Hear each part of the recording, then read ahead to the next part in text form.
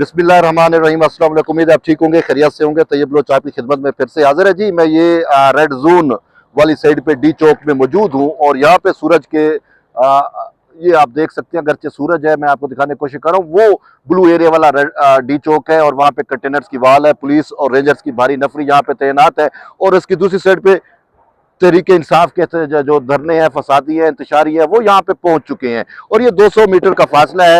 ये सिर्फ कंटेनर्स पड़े हैं, गेट है, ये क्रॉस करके यहाँ पे आ सकते हैं और यहाँ पे आने की इनकी वजह मैं आपको बता सकता हूँ।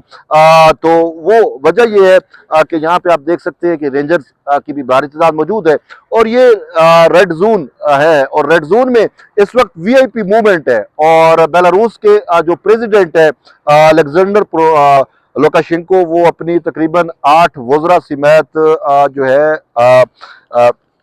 70 से ज्यादा डेलीगेशन के साथ इस्लामाबाद में मौजूद है, इस रेड जोन में मौजूद है। यहाँ पे मुख्तलिफ वो एमओयू पे दस्तखत कर रही है उनकी टीम और जो है एग्रीमेंट्स हो रहे हैं पाकिस्तान के साथ। उनकी जो इंटरनेशनल पार्टनरशिप है वो उसको वुसअत दी जा रही है बेलारूस की।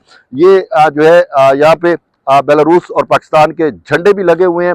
मैं अगर आपको थोड़ा सा जूम करके दिखाऊं तो आप देख सकते हैं ये पाकिस्तान और बेलारूस जो है उनके सदर को वेलकम करने के लिए रेड जोन में ये सारी जो है वो झंडे संडे लगाए गए थे। तो इस वक्त जो है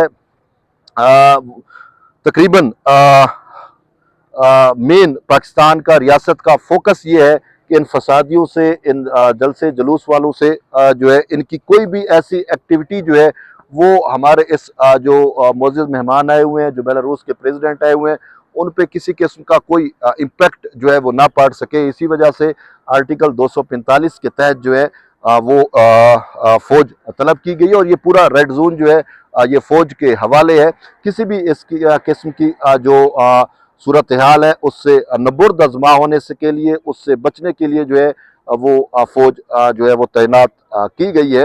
अब जो है मैं आपको बताऊं कि आप देखें कि ये मैं नहीं कह रहा, ये खुद पीटीआई ने साबित किया है कि जब भी पाकिस्तान में कोई ऐसी बड़ी आलमी किस्म की एक्टिविटी होने लगती है तो ये इनसे बर्दाश्त नहीं होता।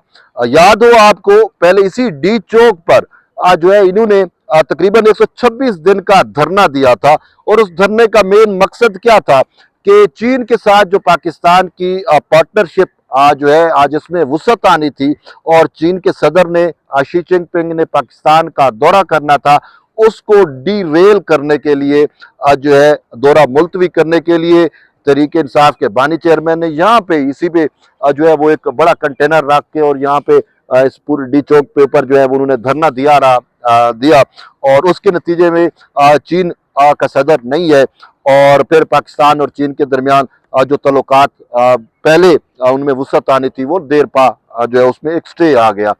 तो फिर उसके बाद हमने देखा और भी मुतअद्दिद इवेंट्स आए और सबसे बड़ा इवेंट फिर शंघाई ताउन तंजीम का सितंबर में पाकिस्तान जो है वो एक इजलास होस्ट करने जा रहा था और उसमें दुनिया के तकरीबन जो है वो 15 से 20 जो ममालिक है या नेशंस हैं उनके सरबराह मुमलिकत, उनके वज़राए आज़म, उनके वज़राए खारजा ने पाकिस्तान में आना था।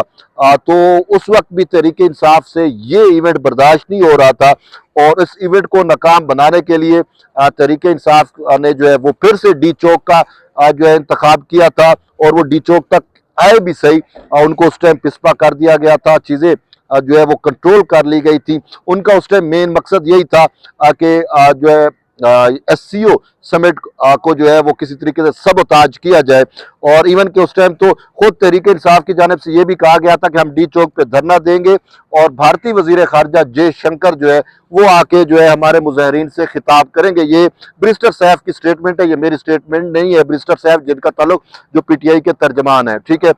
फिर उसके बाद अगर आप सूरत हाल को देखें तो सूरत हाल जो है वो बड़ी संगीन होती हो गई अब की सूरत हाल में, सिचुएशन में कि जब बेलारूस के सदर जो है वो इस रेड जोन में मौजूद है।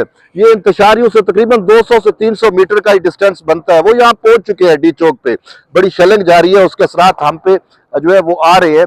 तो वो यहाँ पे पहुंच चुके हैं और उसको डीरेल करने के लिए या उस पर एक बुरा इम्पैक्ट डालने के लिए जो है वो जो है कुछ भी कर सकते हैं।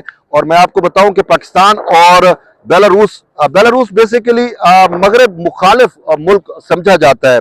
और बेलारूस के बारे में बड़ी ये है कि बेलारूस के खुद सदर को जो है उसका तख्ता उलटने के लिए भी मगरब ने कोशिश की थी, और वो रूस का पार्टनर है। यूक्रेन में आपको सामने जो है वो इशू है कि यूक्रेन में वार चल रही है और बेलारूस जो है वो यूक्रेन के अंदर में अमेरिका और नेटो के खिलाफ लड़ रहा है। तो इसी वजह से मगरब नहीं चाहता कि पाकिस्तान जो है वो रशियन कैंप में, चाइनीज कैंप में जो है वो जाए। अब बेलारूस का मतलब रूस ही है बेसिकली। तो इसी वजह से ये चीजें बर्दाश्त नहीं है मगरब के लिए। तो उन्होंने पाकिस्तान में अपनी प्रॉक्सियों को जो है वो फिर से मुतहरिक कर दिया है। और पाकिस्तान में मगरबी इस्तेमाल की प्रॉक्सी तहरीक इंसाफ से बड़ी कौन हो सकती है? तो तहरीक इंसाफ, आपको याद है कि अगर आप देखें कि खुद बरतानवी जो स्टेट सेक्रेटरी है उन्होंने इमरान खान के बारे में एक खत लिखा है कि उसका मिलिट्री ट्रायल नहीं होगा। और फिर अमेरिका के कांग्रेसमैनों के जो लेटर्स हैं जो बाइडन से, उन्होंने कहा कि इमरान खान को जो है वो किसी तरीके से बेल आउट जो है वो कराया जाए। तो ये सब चीज़ें अगर आप सामने रखें तो फिर आप समझ जाएंगे कि बेलारूस के सदर अलेक्जेंडर लुकाशेंको और उसके वफद की जो पाकिस्तान में आमद है वो कहीं ना कहीं किसी से बर्दाश्त नहीं हो रही और वो उसको डिरेल करना चाहते हैं। तो साफ ज़ाहिर है मगरब, अमेरिका, बरतानिया ये नहीं हो रही उनसे। और उन्होंने फिर पाकिस्तान में जो उनकी प्रॉक्सीज है इमरान खान की सूरत में, उनको एक्टिवेट किया है। और तभी इस सब पूरे प्रोसेस को डिरेल करने के लिए जो है वो उन्होंने डी चौक का रुख किया हुआ है। अब मुझे बड़ी देखें, हुकूमत जो है उसने इतनी सिंसियरिटी की, हुकूमत ने यहाँ तक अटेम्प्ट की कि किसी तरीके से जो है वो मुज़ाकरात हो जाए और हम उनको कह दें कि आप यहाँ पे ना बैठे, ठीक है। लेकिन उन्होंने पाकिस्तान कोई बात जो है वो नहीं मानी। कोशिश थी कि 3 रोज के लिए, जब तक ये सदर 1 रोज के लिए, 2 रोज के लिए नहीं है, इतने बड़े एग्रीमेंट्स होने हैं, तो 3 रोज के लिए जो है उन्होंने पाकिस्तान में रहना है, इस इस्लामाबाद में रहना है, रेड जोन में ही रहना है। तो 3 रोज का उनका ये विजिट जो है वो है। तो हुकूमत ने पीटीआई को ऑफर की कि आप जो है वो कहीं और बैठ जाएं, ठीक है, 3 रोज के लिए F9 पार्क बैठ जाएं, कोई और एवेन्यू का जो है वो इंतखाब कर लें ताकि ये मोअज़्ज़ज़ मेहमान हमारे चले जाएं। उसके बाद जो है वो आप जो है वो डी चौक आ सकते हैं। लेकिन उन्होंने बात जो है वो बिल्कुल नहीं मानी। आप देख सकते हैं कि बेलारूस और पाकिस्तान के झंडे लगे हुए हैं और रेड जोन इस वक्त जो है वो उसमें वीआईपी मूवमेंट्स बहुत ज्यादा हो रही हैं और ये मूवमेंट्स जो है वो उनके लिए बर्दाश्त नहीं हो रही। तो बहरहाल देखते हैं कि अभी तहरीक इंसाफ यहाँ पे क्या कुछ करती है और उसको यहाँ पे रोकने के हवाले से क्या इकदाम जो है वो उठाए जा सकते हैं। तो बहरहाल मिलते हैं एक नई वीडियो में, तब तक के लिए इजाज़त दें। अल्लाह हाफिज।